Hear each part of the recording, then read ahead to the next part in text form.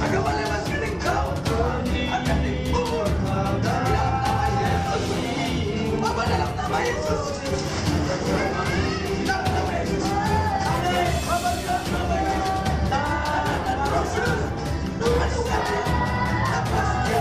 Dalam nama Yesus. Oh, bersama segalanya dibuat dalam nama Yesus. Dalam nama Yesus. Dalam nama Yesus. Manusia Lagi acara apa? Pindah agama. Emang pindah kos-kosan? Tidak ada pindah agama. Jelas dalam Islam. Apa namanya? Murtad. Wa may yartad.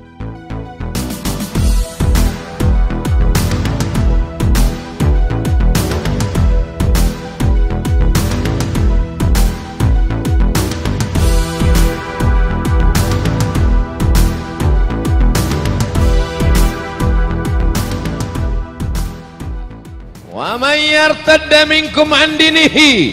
Siapa yang meninggalkan agama ini, apakah Allah rugi?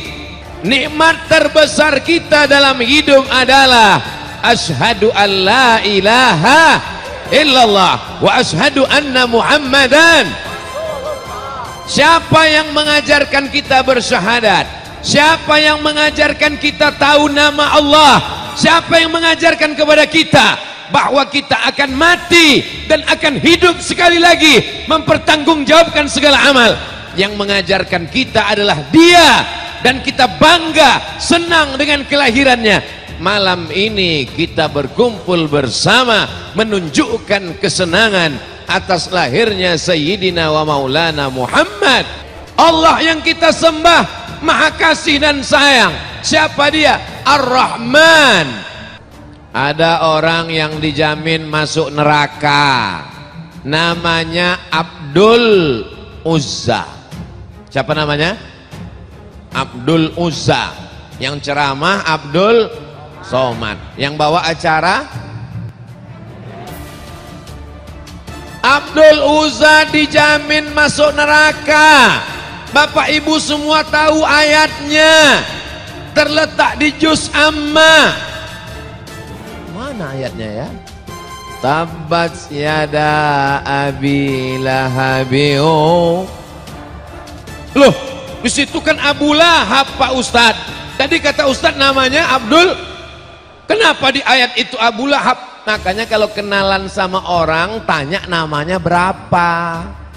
Namanya siapa? Ustadz Abdul Somad. Nama lain Uwas. Namanya Abdul Uzza, tapi dia orangnya ganteng. Kalau dia datang seperti api yang menyala-nyala, maka orang Arab memanggilnya Bapak Api Menyala, Abu Lahab. Makanya kalau ada di dekat Masjid Baitur Rahmah orangnya ganteng, nggak pernah ke masjid, dipanggil Abu. Bukan saya yang nyuruh. Abdul Uzza, Abu Lahab punya pembantu hamba sahaya namanya Suwaibah. Siapa namanya? Pakai sa. Suwaibah. Hai Suwaibah, come here. Sini sebentar. Suwaibah pun datang. Ada apa Abu Lahab? Adik iparku sedang hamil mengandung tua, tak lama lagi akan melahirkan anak. Nama adikku Abdullah sudah meninggal dunia. Istrinya bernama Aminah. Istrinya bernama Aminah. Sedang hamil tua, nanti anaknya lahir. Kalau anaknya lahir, tolong kasih tahu berita ke rumah. Karena waktu itu belum ada WhatsApp, Telegram, Instagram, miligram, kilogram. Hari berganti, musim berubah. Akhirnya Aminah melahirkan anak. Begitu anak lahir, maka pulanglah Suwaibah ke rumah tuannya. Wahai tuan Abu Lahab, ya, adik iparmu Aminah sudah melahirkan anak. Alhamdulillah. Anaknya laki-laki apa perempuan? Laki-laki. Senang, bahagia, happy. Mulai malam ini, hari Senin 12 Rabiul Awal, maka engkau aku bebaskan dari perbudakan. Engkau tidak lagi jadi hamba sahaya, engkau bebas, karena aku senang menyambut kelahiran Nabi Muhammad sallallahu alaihi. Assalamualaikum warahmatullahi wabarakatuh. Sahabat Pilah dimanapun sahabat Pilah berada, senang sekali kami dari Panji Islam Media kembali menyapa Anda dimanapun Anda berada. Bagaimana aktivitas hari ini sahabat? Mudah-mudahan selalu diberikan kemudahan, kelancaran dan kebarokahan dari Allah Subhanahu wa Ta'ala. Amin ya Allah ya Rabbal Alamin. Sahabat Pilah dimanapun sahabat Pilah berada, memang masif ya pemurtadan yang terjadi di Indonesia. Adapun istilah definisi daripada murtad adalah irtidad atau riddah, yang artinya berakar dari kata rad, sedangkan etimologi berarti berbalik kembali.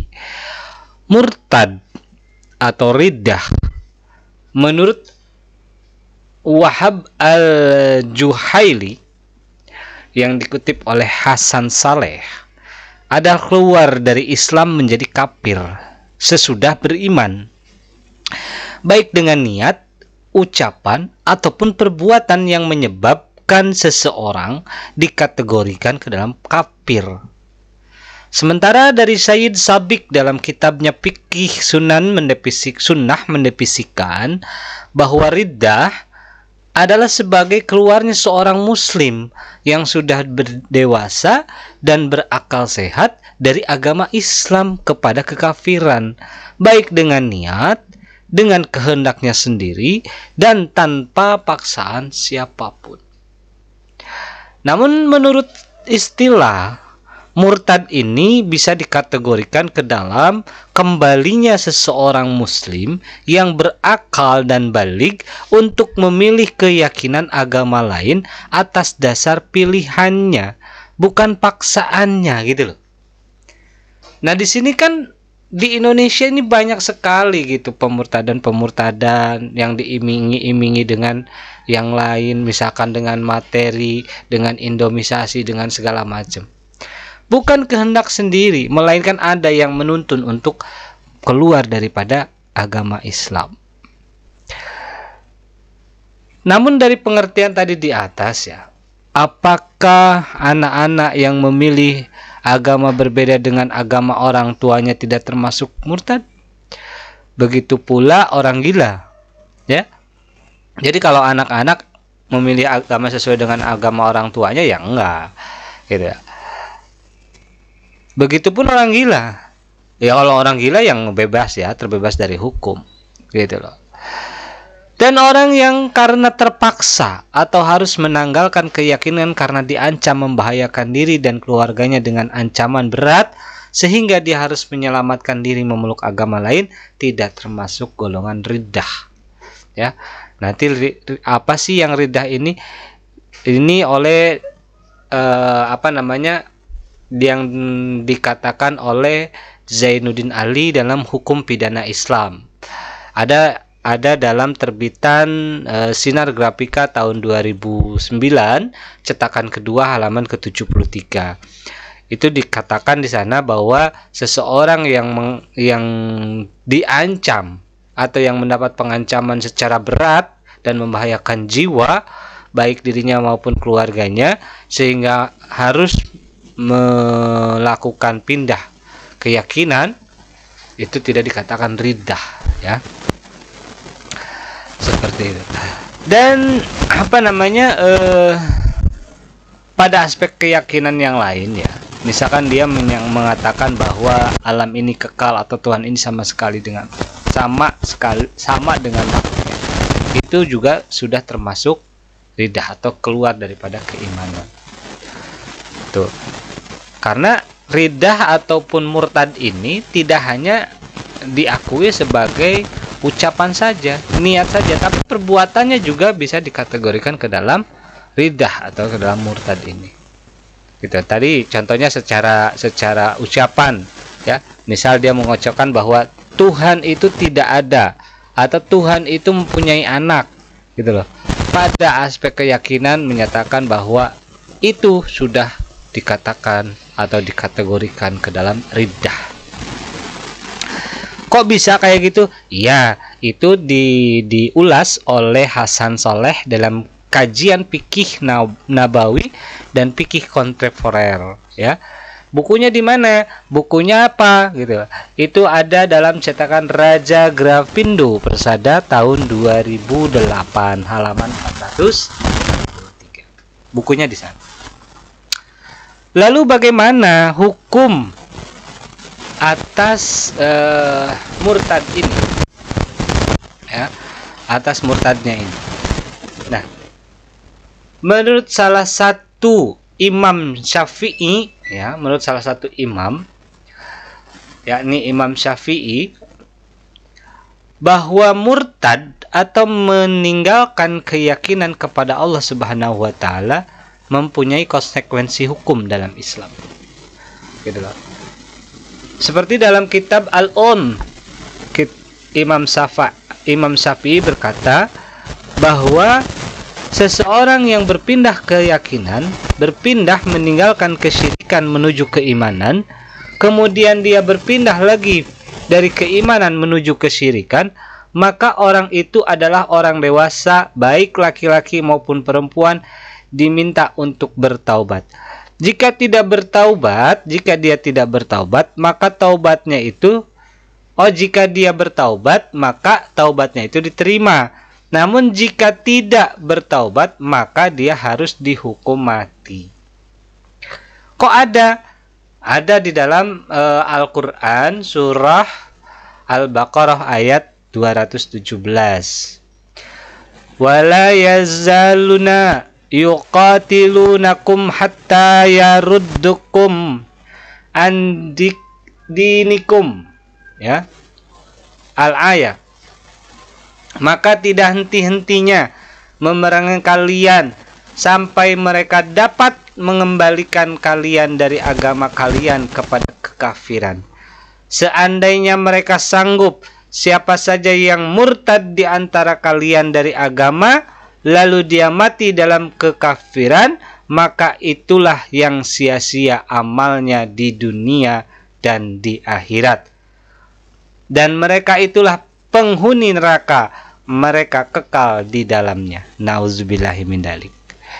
Jadi memang sudah dinas di dalam Al-Quran bahwasannya kaum-kaum seperti ini tidak akan pernah diam, tidak akan berhenti sampai kita dikembalikan lagi harus mengikuti ajaran agamanya. Walaupun sebenarnya bukan ajaran agama, ya. Seperti itu. Dikembalikan dari keyakinan keimanan kepada Allah Subhanahu wa taala, mereka tarik, mereka bimbing, mereka rayu, mereka manipulasi, segala macam dilakukan. Untuk apa?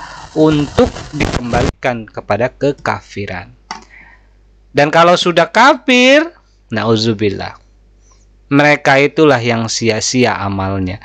Walaupun sebelum mereka jadi murtad, seorang kiai, seorang ustadz, seorang penghafal Al-Quran, ketika dia murtad, maka sia-sia amalnya, ya, di dunia maupun di akhirat. Dan apa tempat mereka kembali? Sesungguhnya mereka itulah penghuni neraka dan mereka kekal di dalamnya. Ini firman Allah Subhanahu wa taala. Imam Syafi'i berkata, seorang siqah, adil dalam sabit dalam periwayat hadis, ya. Jadi siqah itu adil. Jadi orang adil, orang sabit dalam meriwayatkan sebuah hadis. Dari kalangan sahabat kami mengabari dari Hammad dan dari Yahya bin Sa'id, dari Umamah bin Sahal Hanif, dari Utsman bin Affan, bahwa Rasulullah bersabda, tidaklah halal darah seorang muslim kecuali dengan satu di antara tiga, yakni kafir setelah iman, berzina setelah menikah, dan membunuh seseorang bukan karena nyawa seseorang. Maksudnya ini, maksudnya bukan karena orang yang dibunuh itu memang harus dibunuh, karena dia membunuh seseorang. Jadi ini dalam konteks peperangan, ya, untuk perang gitu loh. Jadi kalau misalkan membunuh orang tanpa sebab, ya nggak boleh gitu loh, nggak boleh. Imam Syafi'i menjelaskan kalimat kufur setelah iman dan siapa yang menukar agamanya harus dihukum mati. Dalam hadis yang dikabarkan melalui Sayyidina Utsman bin Affan, pengertiannya yang menunjukkan siapa yang menukar agamanya yang merupakan agama yang benar Islam, bukan orang yang menukar agama dari agama selain Islam, ya. Harus apa? Nih. Lalu masuk ke dalam Islam lagi. Maka sesungguhnya orang itu sudah keluar dari keislaman. Dan orang yang telah melakukan seperti itu menurut Imam Syafi'i, ya, apabila dia sudah keluar terus dia kembali lagi ke dalam keimanan, ya, itu tidak didapatkan hukuman. Sebab hukuman mati dapat dijatuhkan bagi orang yang keluar daripada kebenaran. Jadi kalau misalkan orang yang dari Islam terus kafir terus dia balik lagi ke dalam Islam, itu tidak. Tapi kalau dari Islam ke kafir selamanya itu satu, menurut hukum dari Imam Syafi'i itu bisa dijatuhkan hukuman mati. Kedua, kekal di dalam neraka sesuai dengan firman Allah Subhanahu wa taala tadi dalam surah Al-Baqarah. Sedangkan dalam Islam sendiri tidak dikenal tidak ada agama yang lebih benar tentang Islam. Bukan arti bahwa agama ini memang agama yang benar, karena Allah sudah berfirman inna dinna indallahil Islam. Agama yang benar, agama yang diridhoi oleh di sisi Allah hanyalah agama Islam. Tertuang dalam surah Ali Imran ayat 19. Jadinya hanya Islam saja. Sedangkan dalam Ali Imran ayat 85, Allah juga yang berfirman yang artinya, barang siapa mencari agama selain agama Islam, maka sekali-kali tidaklah akan diterima agama itu daripadanya, dan di akhirat termasuk orang-orang yang rugi. Nauzubillahi min dzalik. Lalu ada, kita singkat saja ya, ada dalam tadi sudah dijelaskan oleh Ustadz Abdul Somad bahwasannya ketika seseorang murtad, apakah Allah akan merasa rugi dan akan mengurangi nilai daripada kebesaran Allah Subhanahu wa taala? Tidak sama sekali. Maka jika ada seseorang yang murtad keluar dari agama Islam, Allah berjanji jika ada seseorang yang keluar dan murtad dari agama Islam akan diganti dengan satu kaum yang lebih bertakwa kepada Allah Subhanahu wa taala. Baik sahabat billah dimanapun sahabat billah berada, demikian ya kajian singkat menanggapi berbagai fenomena yang terjadi mengenai adanya pemurtadan di sana sini. Semoga apa yang terjadi ini menjadi cambuk bagi kita, menjadi ibroh, pelajaran bagi kita bagaimana agar kita bisa meningkatkan keimanan dan ketakwaan kita kepada Allah Subhanahu wa taala dan peduli akan sesama, peduli akan muslim-muslim yang lain, karena sesungguhnya ada dua faktor yang menyebabkan mereka keluar daripada agama Islam. Yang pertama faktor eksternal, yang kedua faktor internal. Faktor eksternalnya adalah adanya upaya bujuk rayu, adanya upaya secara sistematis, secara terukur, secara terprogram untuk memurtadkan satu kaum dengan kaum yang lain. Yang kedua faktor internal itu ditujukan kepada kita harus peduli bagaimana kita melihat saudara-saudara kita semuslim, seiman, seakidah yang lain yang masih jauh dari sentuhan agama, jauh dari kata layak dalam ekonomi. Yuk kita lihat ke kanan, kita lihat ke kiri, jangan lihat kepada diri sendiri. Masih banyak di luar sana sahabat-sahabat kita, saudara-saudara kita yang seiman, setakwa, seakidah, yang masih membutuhkan, baik itu membutuhkan bimbingan rohani, bimbingan pelajaran dalam mengenal Allah Subhanahu wa taala, mengenal baginda Nabi Muhammad sallallahu alaihi wasallam, ataupun dalam ekonomi. Karena kemiskinan mendekatkan kepada kekufuran. Demikian sahabat Pilah, dimanapun sahabat Pilah berada, mudah-mudahan ini ada guna dan manfaatnya. Insya Allah nanti kita akan ketemu lagi di lain kesempatan. Kita akhiri, usikum wa nafsi bitaqwallah. Wassalamualaikum warahmatullahi wabarakatuh. Sampai jumpa lagi.